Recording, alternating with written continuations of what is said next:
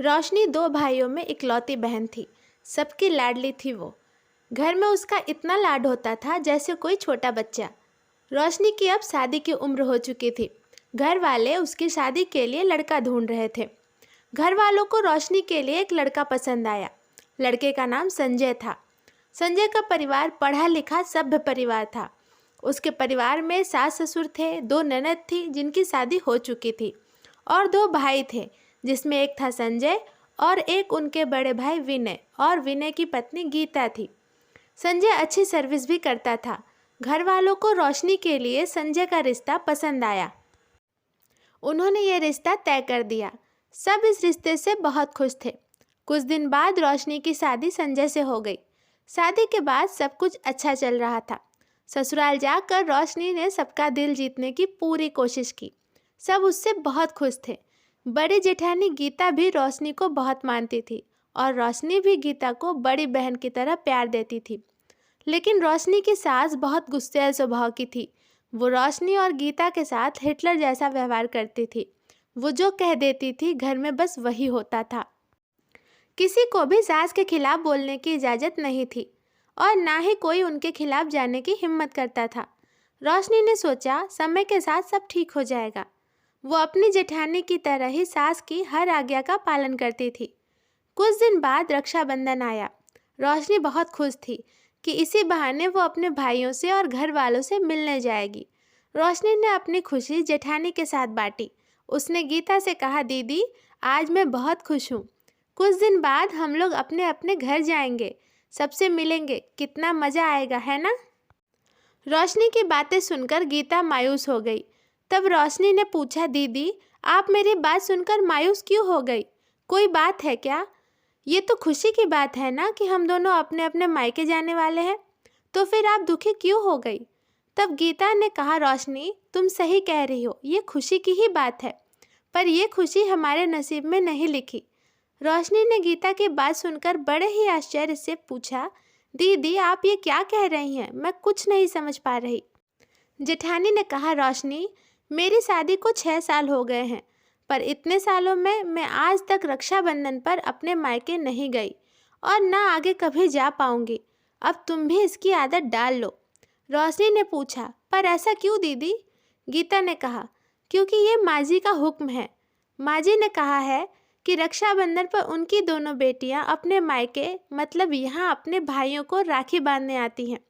रक्षाबंधन के दिन जब वो दोनों अपने अपने भाइयों को राखी बांधने आएंगी, उस दिन अगर घर की बहू अपने मायके चली जाएगी तो उन दोनों बेटियों की खातिरदारी कौन करेगा? सासू माँ ने कहा है कि मेरी दोनों बेटियां अगर ससुराल से यहाँ आकर भी काम करेंगी तो तुम्हारे होने का क्या फ़ायदा है। इसलिए घर की बहू रक्षाबंधन के दिन अपने मायके नहीं जा सकती। ये उनका हुक्म है और घर में कोई भी उनके इस हुक्म के खिलाफ नहीं बोलता।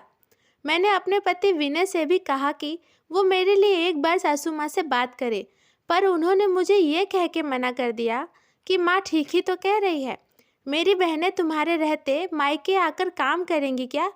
वैसे भी माँ का हुक्म ही चलता है। इस घर में वो जैसा कहती हैं वैसा ही किया करो। ये सब सुनकर मेरी सारी उम्मीदें टूट गईं और फिर मैंने कभी इस बारे में किसी से कुछ नहीं कहा, ताकि घर में कलह कलेश ना हो और शांति बनी रहे। ये सब कहते कहते गीता रोने लगी। रोशनी ने गीता को रोता देखकर उसे गले से लगा लिया और उसने अपनी जेठानी से कहा, दीदी आप बिल्कुल भी चिंता मत करिए, अब मैं आ गई हूँ ना, मैं सब ठीक कर दूँगी। इस बार आप अपने मायके ज़रूर जाएंगी अपने भाइयों को राखी बांधने, ये मेरा आपसे वादा है। रोशनी की बातें सुनकर गीता डर गई। उसने कहा, रोशनी प्लीज़ तुम इस बारे में घर में किसी से कुछ मत कहना, वरना घर में कलह हो जाएगा और त्यौहार के दिन सबका मूड खराब हो जाएगा।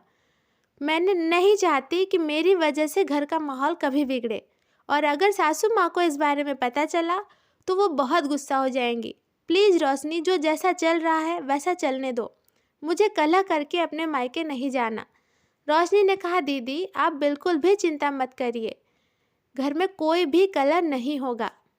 ये कहकर रोशनी घर की बैठक में आ गई और उसने सभी घर वालों को वहाँ इकट्ठा करके कहा, मुझे आप लोगों से ज़रूरी बात करनी है।